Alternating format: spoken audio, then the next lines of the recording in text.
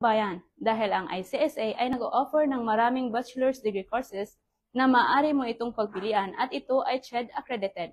Merong Bachelor's of Science Business and Administrations major in Marketing Management, Human Resources Management, Financial Management, Operation Management, and Business Economics. Meron ding Bachelor of Arts, AB Information Technology, AB Psychology, AB English Language, AB Journalism, AB Political Science, AB History, AB Sociology, and AB Economics. Ang pag-aaral po natin sa bachelor's degree ay online modular lang po siya. Wala po tayong instructor at self-study lang po ito. On flexible mode of payment po tayo, pwede po muna tayong magsimula ng isang subject. Once na officially enrolled na po tayo, pwede po tayong magdagdag ng ibang subject hanggang pong matapos po natin ito ang lahat ng subjects.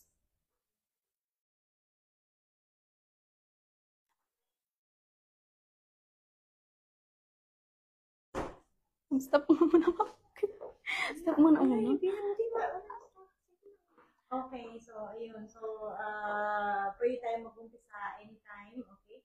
So, sa mga kababayan natin sila, mga nanonood ng live na to, and kung gusto niyo habulin yung enrollment para sa third trimester natin at para kayo ay makagraduate sa 2027, kailangan po magpa-enroll na po tayo sa semester ngayon. So, as katulad ng sabi ni Ma'am Annalisa na yung payment natin ay napaka-flexible yan siya. Pwede tayong mag-umpisa sa isa o dalawang subject kung ano yung kaya ng budget natin.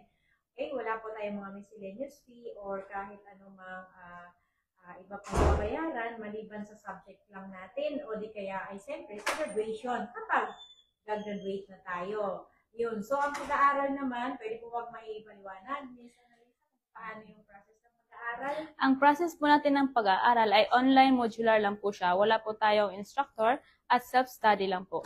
So ano-ano nga ba yung mga requirements para po tayo ay makapag-enroll sa ating bachelor's degree?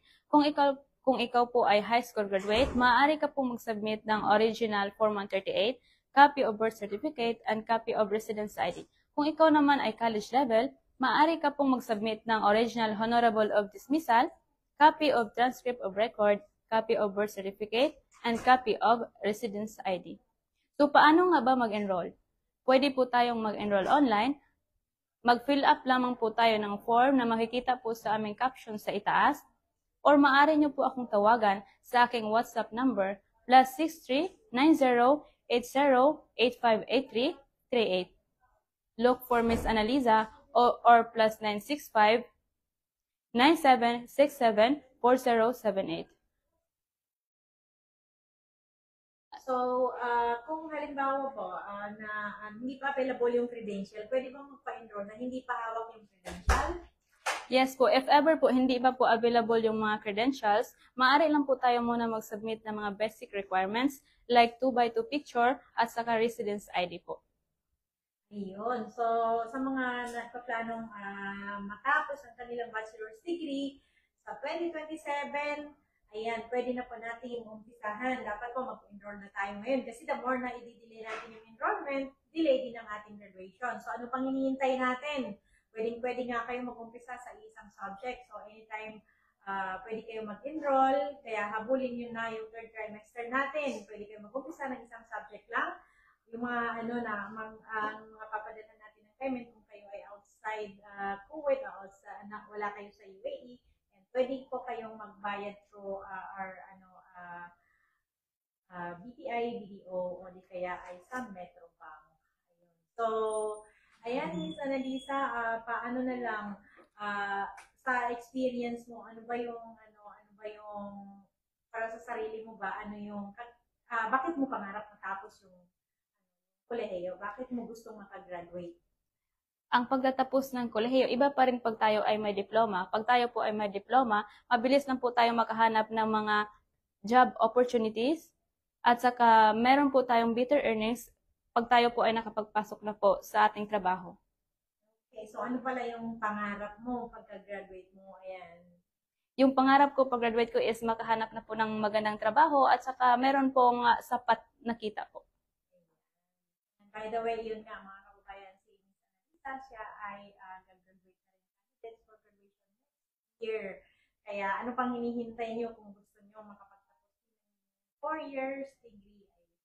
Pwede po habang kayo ay nagtatrabaho dito sa Middle East. Habang kayo ay mayroon pang monthly income na pangtustos sa ating pag-aaral, di ba? Kasi kaya pag sa Pilipinas na tayo at wala ng monthly sahod, syempre medyo mahirap na magbayad ng tuition fee. Dito, kahit mahal naman, medyo may kamahalan ng tuition fee dito compare sa Pilipinas, pero dito naman, meron tayong monthly income. Di ba? Yes Tama po. ba?